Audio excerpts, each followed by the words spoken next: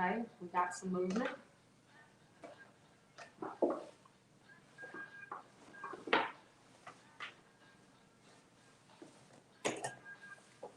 Oh, that's mine.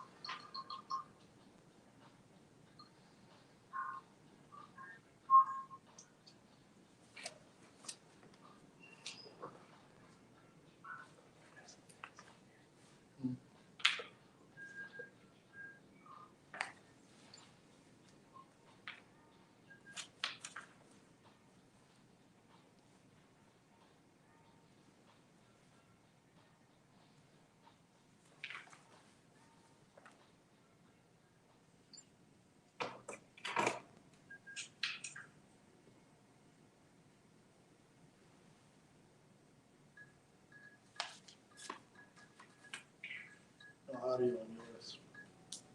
No audio.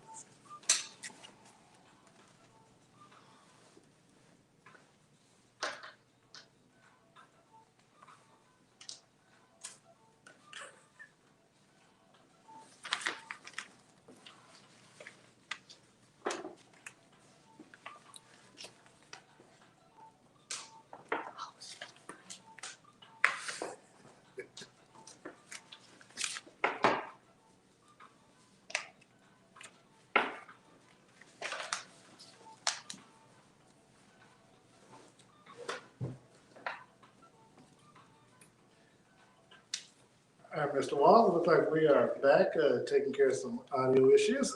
Again, as we were saying before, the Chiefs, the last time these two teams played, they lost to the Bills in the AFC Championship game back in 1994. They knocked out Joe Montana in that game.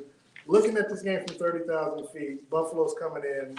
They really only have three players to, in my opinion, to be concerned with: Josh Allen, Stephon Diggs, and to an extent Cole Beasley. How do you see this Buffalo team coming into Kansas City? How do they match up against them? Well, first of all, the fact of when Buffalo is coming in, you don't know what Buffalo team that you're going to get. They've been red hot the past 8 games. However, now last week we saw them against the Baltimore Ravens, and it's like, okay, well, this isn't the same Buffalo team. This isn't the same Josh Allen that we've seen before. So only scoring 10 points isn't going to get you a win versus the Kansas City Chiefs.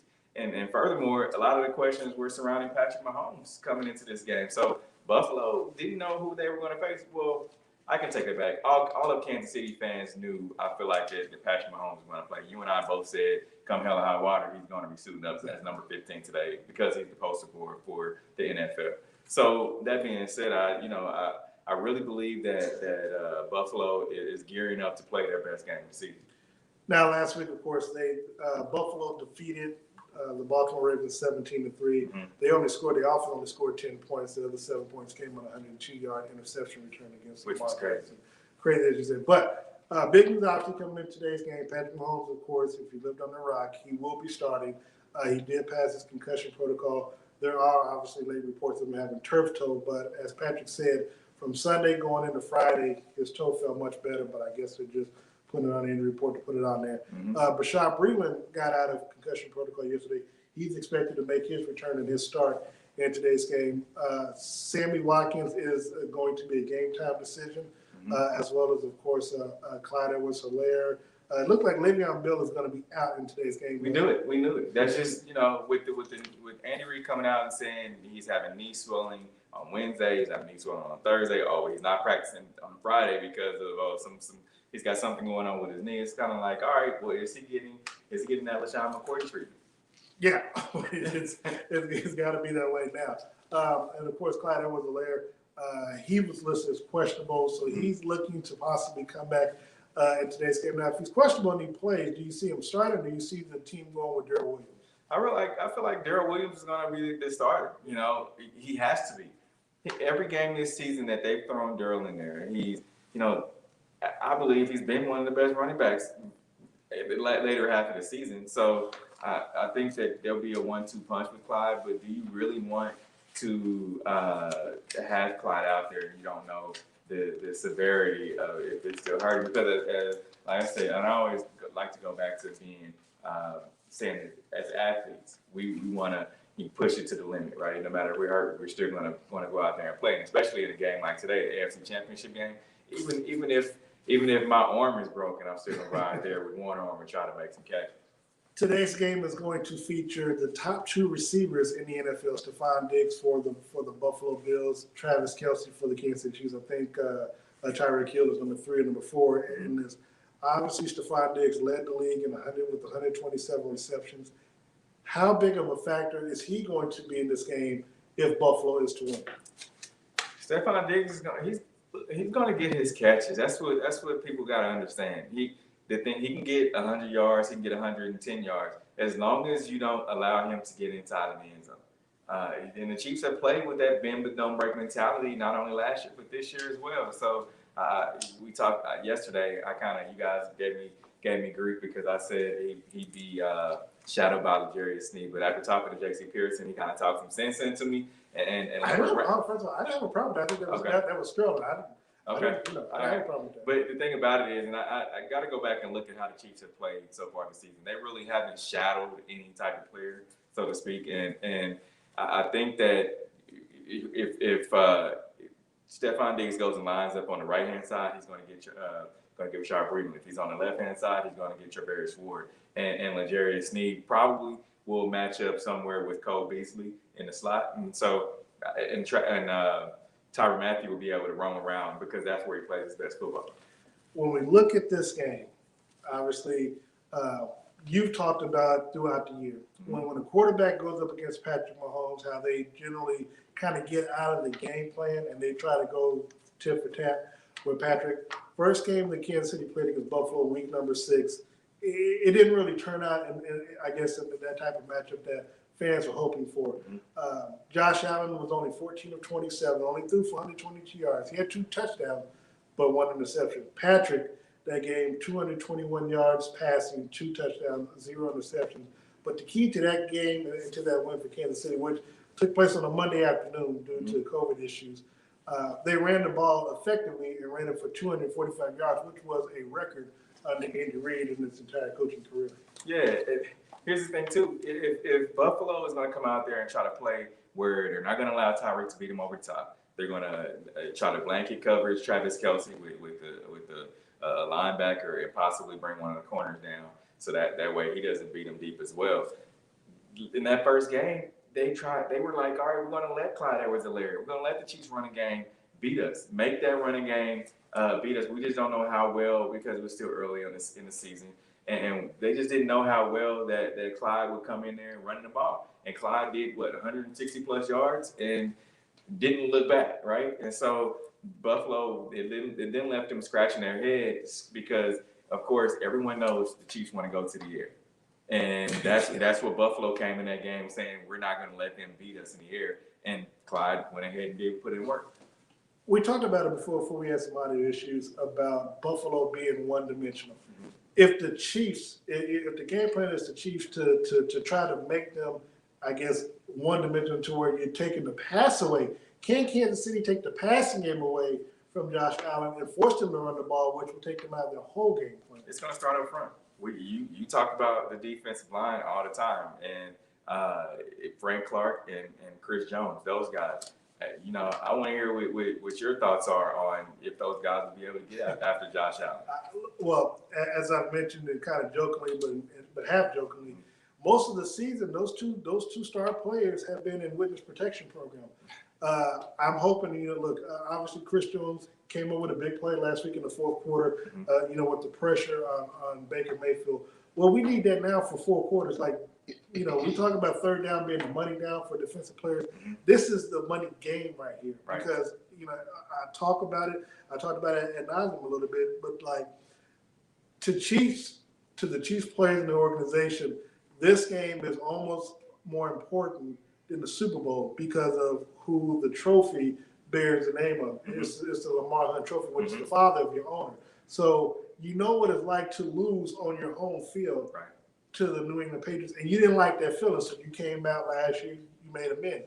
Well, now you've made it 3 years in a row now that you host the AFC Championship game. So the last thing you want to do is go 1-2. That's first and foremost. Exactly. So this game obviously gets you that invitation to the Super Bowl. So I think that there's a lot of pressure for the Chiefs to win it. But again, I'm going to go with with Chris Jones and Frank Clark that we need you to show up because this is what we pay you $20 million for. I mean, this is the time to go out there and prove it, as well as Steve Spagnuolo. I told you, as I mentioned last night, that to me, he's the X factor. He and Leslie Frazier for the Bills, respectively. Steve Spagnuolo, when we brought him in for 3 purposes last year: beat New England, win the AFC Championship, win the Super Bowl. This year, we didn't play New England. No, so we didn't play New England. We played them early season, but. Now this is also your money game. This is why you're here. We're talking about running it back. This is the best chance to do it, and so I am interested to see how Spags designs because I think he did a hell of a job in week number 6, mind because he only had 122 yards. So can Steve Spagnuolo design another type of defense where you can mix coverage, where you can design where you can get pressure after Josh Allen and get him out of his game, and then like we said before, force him to be a running game because if I remember correctly in that game, again he only threw for 120 yards, but I think they ran for less than 100 yards. So that was a hell of a defensive game that they put together. Can they duplicate it this time around? Now here's the thing: when I had the chance to ask Frank Clark earlier, and I don't know if you heard it, but on a Zoom call earlier this week, I asked him. I've heard the fact that Hitch, Anthony Hitch, and shot linebacker for the Chiefs, has said that Steve Spagnuolo, after last year, has given him the keys this year. Oh, yeah. Go out there and play free, just play free, play ball, go out there and do what you need to do. And I asked Frank, how does that make you feel that he's giving you guys the keys to the car, letting you guys just go out there and play ball? He said, you know what, it lets us be able to just go out there and do what we do. We don't have to worry about, if the guy next to us is gonna be able to do his assignment. We all just go out there and play, and it all just meshes well and works together. So he also told me that Steve Spagnuolo has giving them the mentality to be the fact that he's going to beat your man and we win. That's the mentality that he's instilling in. So I got to ask you, since you flipped it on me, I'm flipping back on you as it relates to Frank Clark. Last year, going into we were there, going into the AC Championship game, they talked about Derrick Henry, and he was like, Derrick Henry's not going to do this. You kind of saw Frank Clark talking that ish, but we haven't seen a lot of that this year. At the podium, he's been real laid back and real quiet. But are you shocked by that, or what do you think that is, and why Frank is not as outspoken as he was going into the playoffs? Just having conversations with Frank and kind of picking up on his personality. He's a feel you type guy. And what I mean by that is he feeds off of emotion of the people around him, and being inside the locker room. And remember, we were all there, and he fed off of our emotion. Right. And just being on the Zoom call, you're not going to get that emotion from Frank Clark. I just don't see it. And that's the reason why he's kind of in the mellow mood and tried to joke around a little bit like Friday. He said, I'm out here. He popped up in the screen kind of making jokes. And he said, it's Friday. I'm having a good time. I'm in a good mood. And so I just think that Frank Clark, he's feeding off that emotion now.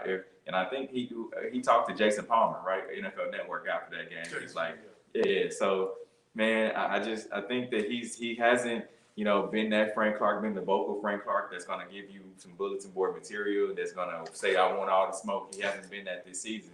But I still think he's Frank the Shark Clark. No, I understand. And then the words of Travis Kelce, 5'5", my guy, he ain't offsides. Yeah, well, that Atlanta offside today, man. That's all I got to say. Because he did do that last year. The game, like, how you going to talk about D40? You out of offside anyway. Not once, but twice. Like, come on, man. So, shout out to Frank Clark, and hopefully he'll be able to have a good game. Tyrann Mathieu, the last half of the season, his game was picking. He's had interceptions left and right. He ended up being named to the All-Pro as well as the Pro Bowl. Steve Spagnuolo runs a nickel defense. Obviously, we got Legere Sneed, who actually backs up. So you got Tyrann Mathieu, you got Dan Sorensen, you got Bashad Breeland, you got Tavares Ward. Tavares Ward. And then, of course, look, we haven't even had a chance to really talk about Juan Thornhill. Juan Thornhill kind of came up big, in last week's game. So, and he played well in week 17 and the team's lost. Speak about that if you would, because we were wondering what happened to Juan, and somehow he lost the starting position. I don't know if it's just me or things acting up, but talk about his play. Yeah, Juan, and I think they Steve Spagnuolo, the question was earlier on in the season, well, why is Juan Thornhill kind of you're making him take a step back? And it was because of the ACL injury. They didn't want to move him too fast, and you get to the point where a game like today, Juan Thornhill, they want him to be there, and I think he's been like you said, stepped up big time in some games. And there was one game I believe it was like the Falcons, I believe, where he had to chase a guy down and caught him from behind. But that you see spurts, and even asking Juan earlier in the season, who was kind of like his go-to guy in the locker room that has been in this position before, and he said he's talked to Tyrann Mathieu. Tyrann Mathieu tore an ACL in both legs, and he had to battle back twice. And he said that there's going to be some plays in this season where you're going to almost be there, but you're not going to be there. He said, and so you're going to have to mentally be able to prepare yourself and fight through that. And I believe that that's what he's done this season. Now, of course, you're watching the Chief Sheet. Steve, where are we at doing the show? We're here at Benton's, right here inside of the Crown Center here in downtown Kansas City. And you can see the background. If it was nighttime, our producer reminded us that if it was nighttime, you'd be able to see the skyline lit up red, and the Chiefs will be playing tonight. Yeah, and speaking of it, look, obviously this is Championship Sunday, so you know what that means. You got to get your food. You got to get your barbecue. Now, I'll tell you one thing, Steve knows, I love me some Gates Barbecue, okay? This is their 75th anniversary, 5 locations around the city. They have specials. You go over to Main Street, they got a 64, 95, 24 wing special platter. Ooh, that just sounds good. I know I still eat some wings, Steve. I'm gonna get you some. It's not gonna be 24 wings, but I'm gonna get you some wings. Make sure you stop by there. They also have sandwich specials as well from 11 to 2. So make sure you stop by one of the 5 Gates locations. But Steve, getting back to this game, we don't talk about them often, but it's kind of like why? Because we know what they're going to do. But Tyreek Hill, Travis Kelce, again, Sammy Watkins is going to be a game time decision.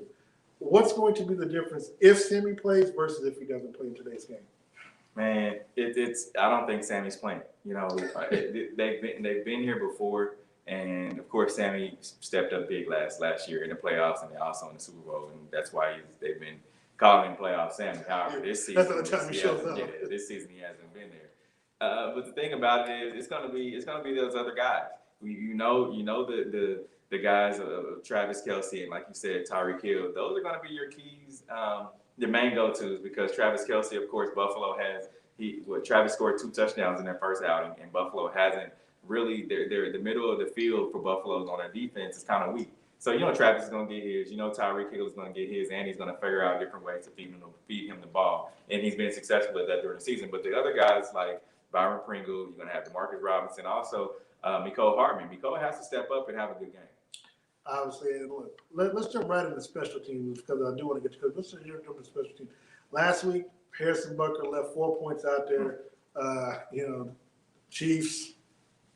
I've been a big point of like, you only got one job. Mm-hmm. Make them feel, make them kick. Exactly. How important is Harrison Butker going to be in today's game? He's going to be very important. Now, we talked to Dave Tope earlier in this week on Zoom, and Dave was like, well, there's been some operational issues. I'm scratching my head like, okay, operational issues? And one of the reporters said, well, define operational issues, because that's kind of just leaving us out there in limbo, just saying operational issues, and you don't put any definition behind it. Don't put no context. Yeah, and so what he meant was that the holder, Winchester, did not have the laces out, and immediately got me thinking. So put the blame on the holder. Ray Finkel, right? In the movie, it's what laces out. Yeah, Ace Ventura. You got me thinking about Ray. That's all I can see is the Ray Finkel. That's the movie from the '90s. Yeah. So when you're not able to have the laces out and make sure that Harrison Butker, but Harrison came through and said, hey, I'm an NFL kicker. No matter what, whether the laces are facing me, whether they're facing out, whether the ball is angled or whatever, I still have to make the kicks. And so I really believe that they need to have Dustin Colquitt in there, because he's the one that kind of got Harrison his start with holding, and he knows exactly what Harrison needs to do to fix the problem that he had. And they did sign him, of course, to the practice squad. Perhaps he will be. I really do think that he's going to be holding. I hope so. Looking at the head coach, obviously, Sean McDermott, he began his coaching career under Andy Reid for 12 years. Andy Reid is 2-7, and I'm sorry, he's 2-7 in the championship games. Of course, winning one last year with Kansas City, winning one out of 5 times when he was the head coach of the Philadelphia Eagles. How important is this matchup? How big is this matchup? Andy coaching is one of his proteges. Andy's gonna be Andy though, and he'll never let you know that. He's in the back of his mind. It's like, man, I'm going up against one of my young guys I brought into the game. But I really think that Andy, he's kind of rewriting the history books, because, of course, in Philly, we all know what happened with Donovan McNabb, T.O., those guys, and he wasn't really able to make things happen up in Philly. And he's rewriting himself here in Kansas City. And I think no matter what, he's going to be able to go out there and get a win. We're looking at this game, and we think back to last week's game where Cleveland won the coin toss, and they elected to defer, putting Kansas City on offense first. Now, one of the things that Kansas City, the Chiefs have talked about leading into the playoffs was that they know that they need to get off to a faster start. Depending on how the coin toss, and I think everything obviously starts with that, we don't know whether or not Buffalo's going to elect to defer, decide that the Chiefs go first. How vital is it going to be for Kansas City, if they do get started, if they do get the ball first, to score right away, put the pressure on Buffalo versus it being the other way around? That question takes me back to last week. I know we talked about it before the Chiefs matched up with Cleveland, and we all thought that Kansas City would win the coin toss and defer to Cleveland. But Cleveland won the coin toss and deferred to Kansas City, and I'm like, whoa. You guys are coming in here with that much confidence that you want to send Patrick Mahomes out there first, and then you have to play catch up all game. And that's exactly what they did. So I really believe if Buffalo gets the ball, if they win the coin toss, they're going to take the ball first to go out there and strike first, because you have to put up points on this Kansas City Chiefs offense. You know that they have a Ferrari, they can go out there, they can score at will, and I really believe that if Patrick Mahomes gets the ball first, they're going to be looking in their rearview mirror the whole game. It's been said, that to beat Kansas City, especially in the playoffs, you have to score at least 31 points. Up until last week, when he went out with an injury, the average score for Kansas City scoring in the playoffs on the Patrick is a minimum of 31 points. Mm-hmm. They've only been defeated one time in the playoffs, and that is of course, by the Patriots in 2018, right, when they lost, I believe, 37-34, 37-31. That being the case, again, what is the match number for Buffalo to try to get to at least have a chance to beat Kansas City? I think you want to get to 35 points. And the reason why I say that is, like you said, Patrick Mahomes, they can wake up and score 30 points. They've shown it. It's on paper. But are you able to, just coming off that 8-game hot streak, basically is what it was. Then last week we talked about it, they only scored 10 points, offensively. Will they be able to do that? I really don't know. I really think that they've run out of gas. I do. Looking at the team that they played out of the last eight games, 5 of those teams or 6 of those teams were non-playoff teams.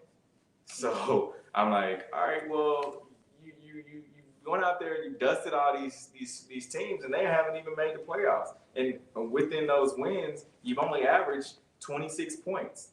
That's not going to, 26 points is not going to come out here and beat this Kansas City Chiefs team. When you mentioned the 35 points is that threshold that you need to get to, you're not going to come out here and do that only scoring what you've been doing over the past 8 games. All right, we will get to our predictions a little bit later. I do want to switch because there is a game before the Kansas City Chiefs game that's going to determine who's going to play in the Super Bowl.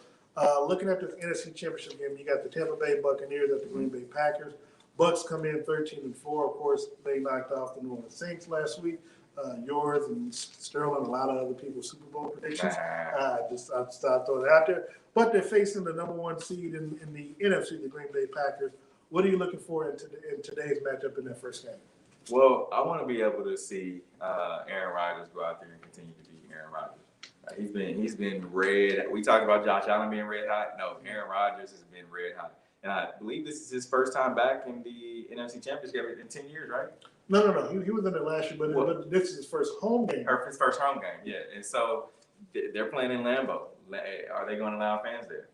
It's about 6,700, about 7,000, 7,500. Yeah, it's still Lambeau. And remember when we were in Lambeau, they turned the lights off. We're looking around like, power. So everybody scored a touchdown. Lambeau is a tough place to play, and I believe that Aaron Rodgers is going to be able to go out there and do what he needs to do to get a win, because Tom Brady's coming in there, and people always listen to me when I say, "Oh, Tom Brady's washed. He can't do it anymore. He doesn't have the arm." Well, he's proven me wrong this season so far, and you say that, but if the Tampa Bay Buccaneers don't make the Super Bowl, is this a bust for them? And I think we're in the same position, because I said New Orleans will make it, but if Tampa Bay doesn't make it, they're both at home going fishing or camping or wherever they're going for vacation. That is a fact. Yeah, that is a fact. That's a fact. 100%. However, it would have made it. They at least would have played one more week longer than the Saints. One more game check. Hey, that counts for something for a lot of these players.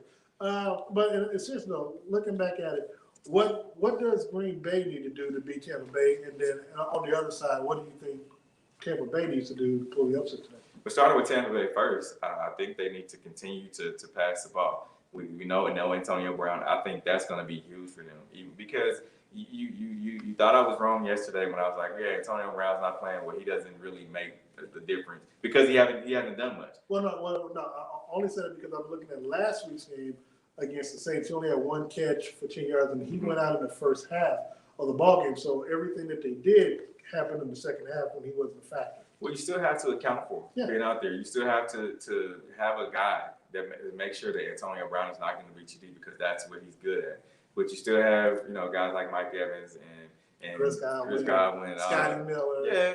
You should have those. Gronkowski, You should have all those weapons. Ronald Jones. But can Tom Brady, spread the wealth? Is he going to be able to do that? And we've seen some of the communication issues, and that's one of the reasons why I said they're still a year away. They're still a year away from. Now next year, I can see. I can kind of agree with you of them making a Super Bowl because they haven't had an off season to be able to work together. And now when you get into a point where you're going to need to kind of draw up a plan in the dirt, where you're able to do that if you have that team chemistry, you may not be able to do that when it comes down to crunch time. My feeling as it relates to that is that right now they're on a 6-game winning streak. They can go score for score if need be. They put up 30 points against the Saints last week, and granted, a lot of it came off of turnovers. The defense was able to force turnovers, which they did when Aaron Rodgers came down to Tampa Bay. Now, how much will the weather be a factor in today's game? I'm not quite sure. I know it's going to be around 30, 32 degrees, so it'll be right at that, right at the freezing temperature. And Tom did say he's developed some kind of thin skin because he's been down in Florida. But knowing what's on the line, and here's the thing, obviously Brady, Gronkowski, they've been in the situation. Aaron Rodgers, granted, their team was there last year, but again, this is the first time they played at home, so so they can. And I understand they know what it's like to play in the elements, but they never played this far in the season in the playoffs at home with them. So they kind of got to go through the same thing. They can practice in it throughout the week and get their body and blood and stuff accumulated with.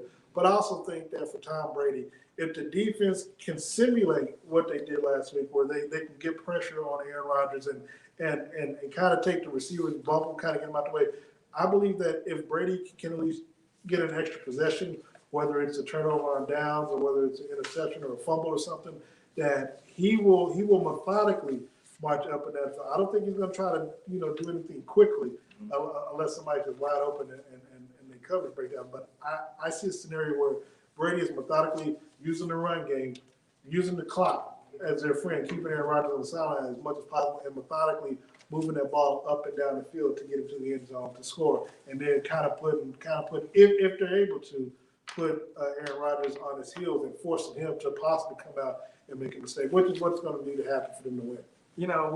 We've seen a good quarterback versus the Tampa Bay Buccaneers. We saw the Chiefs go out there and blow the doors off Tom Brady. They're going to come out here and try to score early and often, Aaron Rodgers, because if I was the head coach of the Green Bay Packers, I would look at all Kansas City Chiefs game film. What did they do?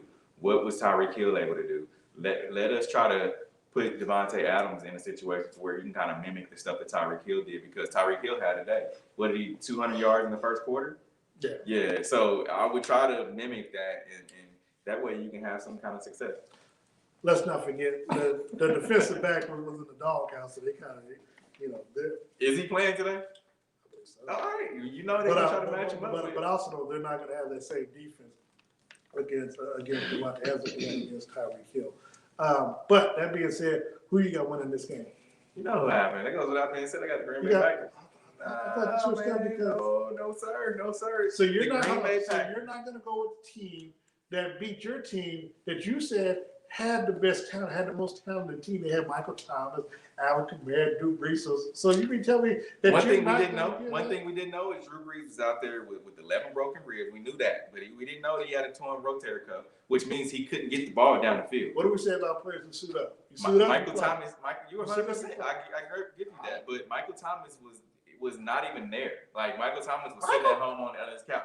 He was injured. He was there. He had 4 attempts. He just didn't catch none of the passes. Now I'm saying, so he was there. I saw him on the television screen, Steve. Now again, your expertise. You said that they had the best talent. They had the most talented team. You said they were going to mop the floor. Yeah. We went to Tampa Bay Bucks. So you were wrong. So they beat them twice this season. It's tough to beat a team 3 times, man. It really is. Okay, so let me ask you this: because you were wrong last week, how can you not be wrong again this week? I'm not going to be wrong, and here's the reason why. The Green Bay Packers will go out there and beat the Tampa Bay Buccaneers, and we're going to see it. If Aaron Rodgers comes out there and look, we've seen it time and time again. If Tom Brady gets down by a touchdown and a field goal or 2 touchdowns, with this team, he's not going to be able to come back from that. They came back against Kansas City. Man, they're not going to be able to come back from that. Why? Mark my word. What's your score? Ooh, You would ask me that. I think Well, I think it's going to come down to 41. Huh? Yeah, 41 points, 41, 37, somewhere, Oh, something like that. It's a high scoring game. Yeah, I really believe because you're going to have to. You're going to have to come out there and have a shootout. And Tom Brady wants to show that he's better than Aaron Rodgers. He really does, even though he has Super Bowls to prove it. But he really wants to show that. I got Tampa Bay winning 31-27. Of course you do. Well, look, I'm consistent. You know that. I had Chiefs, Bucks before the season starts. So right now, I still get to go with that. So if something happens, then we make the change before we get to Tampa. Looking back, Kansas City game, X factor in the ball game today. Oh, for the Bills, I really believe it's going to be Josh Allen. If Josh Allen is if he comes out there and throws for 250 yards, that's not going to do it. That's not going to beat the Kansas City Chiefs. He has to come out there and have a playing out of his mind type of day. He has to throw for 300, 350 yards, something like that, and also run. But you know what happens, man? If he's throwing like that, that means there's other players besides Stephon Diggs that's making an impact. Exactly. And with that being said, he's going to have to come out there and use his legs. Josh Allen has been, I believe, their leading rusher for the past 2 weeks. So he has to come out there and rush for about 45, 50 yards. If he's able to do that, there are going to be problems for the Chiefs defense. Now, on the flip side, for the X factor for the Chiefs is going to be two things. I think it's Travis Kelce, one. If Travis comes out there and have a Travis type day, meaning 100 yards, which he's been averaging, yeah. So if he comes out there and have a Travis type day, the Chiefs are going to be successful. But not only that, Tyrann Mathieu, we've seen Tyrann run around pointing at his head. He not only gets the defense going, but he also gets the offense going as well. Now, and like I said, if Josh Allen comes out there and tries to throw the ball 30, 35 times today, we're going to see a Tyrann Mathieu honey badger cycle. We really will. I think he's going to have some type of turnover. Josh Allen will put his Chiefs. But you can't wait because you said that's what he's going to need to do to beat the Chiefs. He's going to have to have that type of day where he's throwing for exactly. So that's what I'm saying. If he's throwing the ball 30, 35 times, he's going to there's going to look. We've seen over the past these playoffs more than any other season. The team that has the least amount of turnovers has gone on to win the game, and I think that's going to be the story today. All right. So your score for today's game.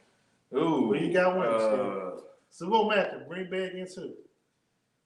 The Kansas City Chiefs. I'm gonna say don't be. You gotta leave a little suspense out there. Ain't no suspense. Leave a little bit of suspense, but it's gonna be Kansas City, Green Bay. Today, I think the score is gonna be 35-31, 34-31, somewhere. It's gonna be by field goals. All right. Well, I know people were like, "Dang, in their Reds, I got Bills winning today." No, should have wore a blue tie. I don't know. No. So no, I got Kansas City winning. I don't think that it's going to be as close because I think the team is going to rise to the moment. Mm-hmm. I think Patrick is going to be Patrick with me. Somehow, some way, they need to protect Patrick from himself, which is not going to work. I see Kansas City winning this game 31-17. I think by the time they get up, especially if they can get up without Harrison Butker missing an extra point or field goal, they get up 7-0, 10-0. I think that the defense will start to pick up because they'll know what time it is. I think they'll utilize the clock to their possession, and I think if the Chiefs are able to get the ball, or if they win the coin toss and elect to defer, the Chiefs like to try to do that New England thing where you try to cheat to get to that extra possession, score right before halftime, come back out. They've been successful at it too. Yeah, and so if they're able to do that, I like that. But again, because of the moment, because of the magnitude of the situation, knowing that you don't want to lose the AFC Championship game at home, I think that the Chiefs come out, make a statement where I think Patrick shows that he's 100% healthy for the most part. And, they'll know just like we will who's already in the Super Bowl. So the last thing you want to do is lose at home to a team that you know that you're better than. You talk about running it back. The only way you can do it by taking care of business today. And you don't want to leave any room for doubt. You know how we say keep your foot on the neck? I think this is the game where they finally show that they are the Kansas City Chiefs and they win by more than a touchdown. So I got to win at 31-17. And real quick, everyone knows when you look on paper and you ask yourself, you write down all the pros and cons about the Chiefs and also about the Buffalo Bills. You know that the edge is going to be the Kansas City Chiefs. Right. They're the much better team. I mean, offensively, look at all the weapons they have: the Tyreek Hills, Patrick Mahomes, Travis Kelce. Then you have a number of guys that are still good. I mean, you still have a first-round pick and Sammy Watkins if he does play. Mark, all the other guys that you have, one of the best kickers in the league with Harrison Butker. And then you look at the and that's what makes me Bills. nervous though, because it's like you got out trying to play. You know that you should win, but you hope they don't come in overconfident because look, to me, it's been a long season for them. We know throughout the season games were much closer than they had any intention on being because they might have just been burnt out and stuff like that. Winning does that, and so Patrick is, I think he's 24-1 in his last 25 games. I expect him to win today's game. Look, there's a lot on the line. There's a lot as it relates to legacy. If you want to quote unquote build that dynasty, you're talking, Tyreek Hill, Christian, talking about 5-7 championships. Can't lose it on to the Buffalo Bills. You can't. And here's the thing that the reason the Chiefs have been successful this season, and Patrick Mahomes has done one of the things that I haven't really seen any quarterback be able to do, and that's when there's an offensive side penalty, and they give where the offense has a free play, they capitalize on those plays 100% of the time. I haven't seen another offense that they've missed. Well, there's missed opportunities where they have free play and the rest stop in the pass. Like really, at least if you throw the ball down the field because look, he's helped a couple times where he threw the ball into the end zone and got an interception. Like, but I mean, as far as capitalizing, I wouldn't say, I don't want to say 100% of the time, but they go for it 100% of the time, and they look to do that. And I think that's the reason that they've had a lot of success this season. One last thing about the X Factor crowd. Chiefs going to have about 22,000 fans in today's game. That's the most I think that's been in the stadium outside of Dallas the entire season. Chiefs fans, AFC Championship game, they know they have a job to do as well. So Chiefs Kingdom, if you're out there watching us right now, you know what you got to do in today's game. Yeah, I've seen there's a lot of Bills fans in Kansas City. I've seen them right down the road. And so I'm wondering how many tickets have been sold to Bills fans. I just because they wouldn't have paid that type of money on the third market. I'm pretty sure they. Because here's the thing, I watched there was one game where there was I can't remember who it was, but you had to be I think it was the Cleveland. You had to be a fan of that team, or you weren't able to get a ticket. Yeah. So yeah. It says before we get out of here, Steve, who you wearing today? I want to give a quick shout out to my friends over at Dillard's and Zona Rosa. Make sure you go talk to Jeff. He hooked me up with this Murano outfit today. That's the brand Murano with the black jacket. I wore my rain boots, Jordan 11, the Bread 11. So make sure you go talk to Dillard's. Remember, Halls, we're still here down here at Crown Center. Also want to thank you to the people here at Crown Center as well for allowing us to utilize Benton's for our show today. Well, look, and I've got to say, I had a suit from Times Twitter, but I had so many people while we were doing the show last night inboxing me, "Damn, how you feel?" "Man, I'm nervous." But I'm like, "Dude, seriously?" I'm like, "Chief made this fire. You nervous?" I'm like, I'll do something for you all. I'll show you how confident I am. I'm in the red, white, and yellow. I'm in the Chiefs colors today just for you all. Chiefs got this. I know this is a Super Bowl suit from last year. The Chiefs got it today. Okay? I'm going to break out something new for Tampa, but the Chiefs got it today, so I don't want you all to be freaking out or whatever. Put money down or cash at me, and I'll bet the money for you. And real quick, if you're looking for a place to watch the game today, go down over 18th and Vine, Jazz District. Heads or Tails is happening. It's a pregame event happening over at Soiree Steak and Oyster House. So go down over there. They're gonna have some good eats over there at Soiree. So it's gonna be fun. Yeah, so definitely go out support the black businesses, especially Soiree. Again, once again, you know where I've got to go. I got to stop by Gage Barbecue, one of 5 locations, celebrating their 75th year anniversary this year. Got the $64 wing pack, 24 wing pack over on Main Street. Of course, you know me, I like my ribs, just, like, I'm coming. Steve, been a good season thus far. We got one more. It ain't over. We got one more. It ain't over. The next time we do the cheat sheet, hopefully it will be the Chiefs cheat sheet. Live from Tampa Bay in the Super Bowl 2 weeks from today.